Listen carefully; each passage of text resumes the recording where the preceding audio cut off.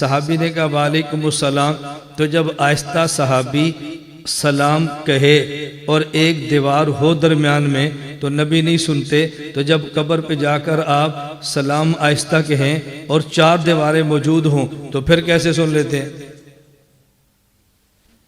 سوال سمجھ آ گیا؟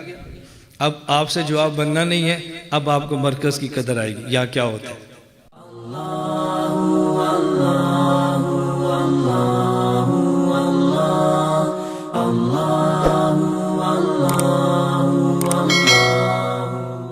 جب قبر پہ درود پاک پڑھیں تو رسول اللہ صلی اللہ علیہ وسلم خود سنتے ہیں اور جواب بھی، توجہ رکھنا، جواب بھی۔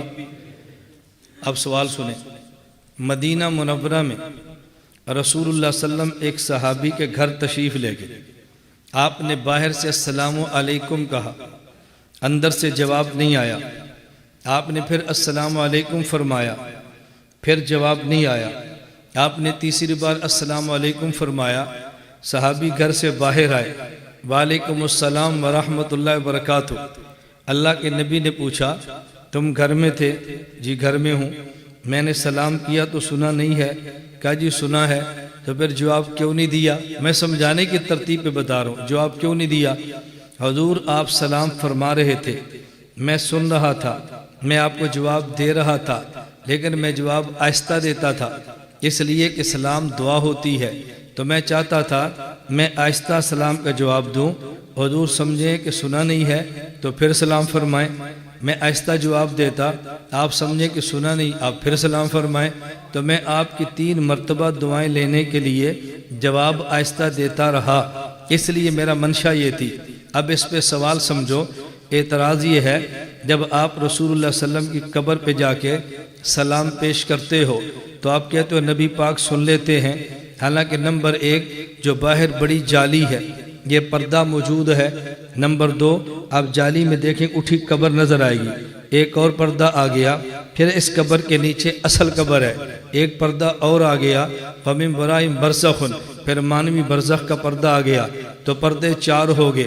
نمبر 1 مانوی برزخن والا پردہ، نمبر 2 اوپر روزہ سبز یہ پردہ، نمبر 3 اندر قبر والا پردہ، نمبر 4 نیچے زمین میں اصل قبر والا پردہ۔ تو جب 4 پردے موجود ہوں آپ آہستہ سے کہتے ہیں الصلاۃ والسلام علیک یا رسول اللہ، آپ سن لیتے ہیں اللہ کے نبی اس دنیا میں ہیں اور صرف درمیان میں ایک دیوار ہے۔ صحابی نے کہا وعلیکم السلام، تو جب آہستہ صحابی سلام کہے اور ایک دیوار ہو درمیان میں تو نبی نہیں سنتے، تو جب قبر پہ جا کر آپ سلام آہستہ کہیں اور 4 دیواریں موجود ہوں تو پھر کیسے سن لیتے ہیں؟ سوال سمجھ آ گیا؟ اب آپ سے جواب بننا نہیں ہے، اب آپ کو مرکز کی قدر آئے گی یا کیا ہوتا ہے۔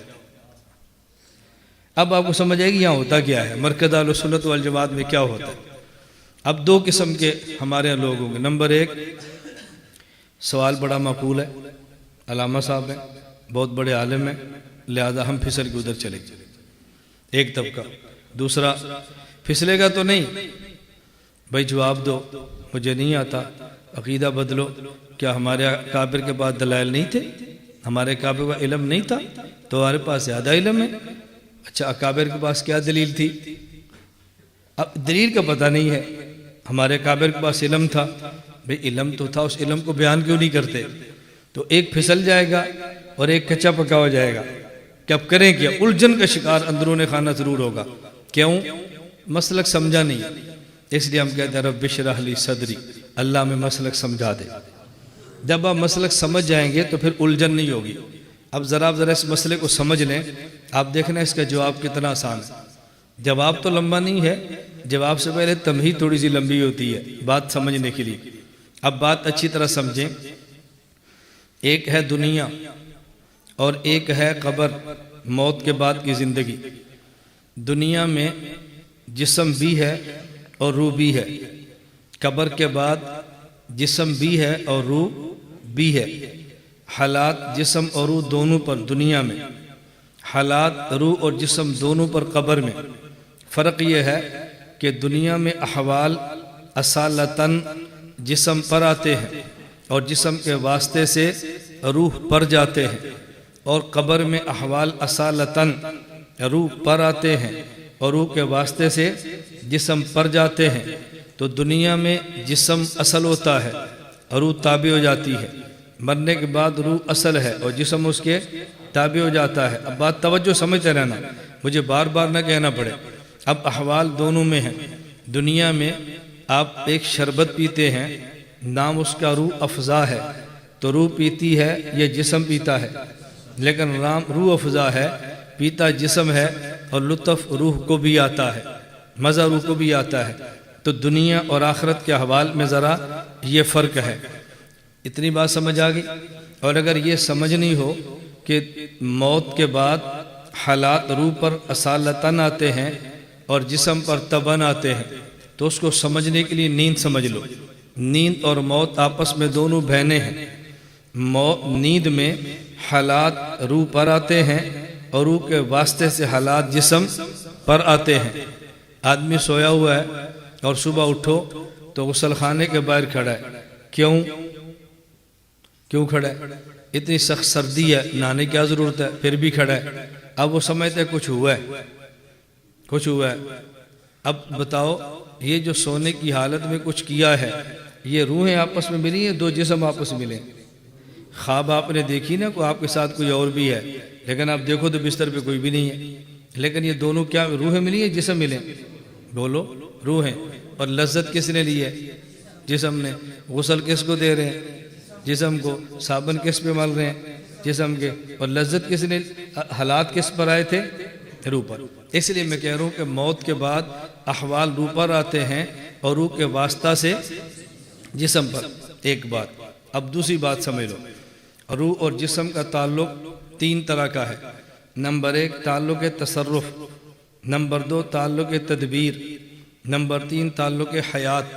تعلق تصرف کا معنی ایسا تعلق جس سے جسم کھاتا ہے، پیتا ہے، چلتا ہے، دوڑتا ہے۔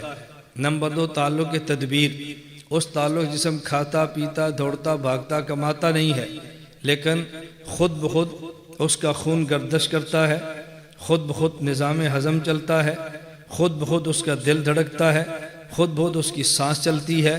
یہ تعلق تدبیر ہے۔ اور ایک ہے تعلق حیات، جس تعلق سے جسم زندہ رہتا ہے۔ تو تعلق روح اور جسم کے تین قسم کے ہیں۔ جب آدمی زندہ ہو اور جاگ رہا ہو تو تینوں تعلق تصرف بھی ہیں، تعلق تدبیر بھی ہے، تعلق حیات بھی ہے۔ اور جب آدمی سو جائے تعلق تصرف ختم ہو جاتا ہے، دو تعلق رہ جاتے ہیں۔ نمبر ایک تعلق تدبیر، نمبر دو تعلق حیات۔ جب آدمی فوت ہو جاتا ہے اور پھر روح کا اعادے سے حیات ملتی ہے تو ایک تعلق رہ جاتا ہے، تعلق حیات۔ جب آدمی جاگتا ہو، زندہ ہو، تعلق حیات، تدبیر اور تصرف۔ جب سو جائے تعلق حیات، تعلق تدبیر، اور جب فوت ہو جائے تو پھر صرف ایک تعلق حیات۔ یہ بات سمجھ آ گئی؟ اب تیسری بات سمجھو۔ جب روح اور جسم کے تعلق تین قسم کے ہوں گے تو روح کی پرواز کم ہوگی، اور جب تعلق کم ہوتے جائیں گے تو روح کی پرواز بھی بڑھتی جائے گی۔ ابھی آپ جاگ رہے ہیں تو آپ کے جسم سے روح کے تعلق تین قسم کے ہیں۔ نمبر ایک تعلق حیات، نمبر دو تعلق تدبیر، نمبر تین تعلق تصرف۔ تو جب روح پر وزن زیادہ ہوگا تو روح کی پرواز کم ہو جائے گی۔ ابھی بیان کے دوران کوئی آدمی رات کو لیٹ آیا، فجر کے بعد سویا نہیں، نیند آ رہی ہے، تو بیان کے دوران تھوڑی سی آنکھ لگی تو ساتھ والا اٹھاتا ہے، یہ بعد میں کہتا ہے یار تو کبھی 2 منٹ مجھے نہ اٹھاتا، کیوں؟ یہ کہ گیا تھا، یہ چلا گیا تھا نا۔ اب بتاؤ یہ گیا، یہ روح گئی ہے؟ ادھر سویا اور روح کہاں پہنچ گئی؟ مدینہ۔ روح کہاں پہنچ گئی؟ مکہ۔ روح کہاں پہنچ گئی؟ نئی شادی یا گھر۔ وہ جیسے حالات ہے روح نے وہیں جانا ہوتا ہے نا، وہ تو اپنے حالات پر ہوتا ہے کہ روح نے کہاں جانا ہے۔ کسی کی روح مسجد جاتی ہے، کسی کی نارکلی جاتی ہے، وہ جیسا بندہ روح ویسی ہوتی ہے اس کی نا۔ اب بات سمجھیں، جو ہی سویا تعلق تصرف کم ہوا تو روح کی پرواز بڑھ گئی نا، اور جب یہ فوت ہوا تو پھر روح کی پرواز اتنی بڑی، بندہ یہاں پہ روح علیین میں تعلق پھر بھی ہے، بندہ یہاں پہ روح سجین میں تعلق پھر بھی ہے، اتنی دور سے روح بات کو کیچ کر، اتنی دور سے۔ کیوں؟ اس لیے کہ اب تعلق 2 کم ہو گئے تو روح کی پرواز بڑھ گئی ہے۔ 3 باتیں سمجھ گئے؟ اب بات اچھی طرح سمجھو. رسول اکرم صلی اللہ علیہ وسلم صحابی کے گھر گئے, آپ نے فرمایا السلام علیکم. صحابی نے کہا وعلیکم السلام. آہستہ کا یا اونچی آواز سے؟ تو اس دنیا میں کس نے سننا ہے, کان نے یا روح نے؟ تو کان کی پرواز کم ہے یا زیادہ, اور روح کی؟